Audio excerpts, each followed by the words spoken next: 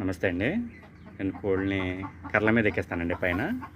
ఈ కర్రల మీద ఎక్కించడం వల్ల ఏమవుతుందంటే కోళ్ళకి తోకలో, కోడిపుంజుల్లో ఏకలో, తోక ఏకలు అవి పాడవకుండా ఉంటాయి.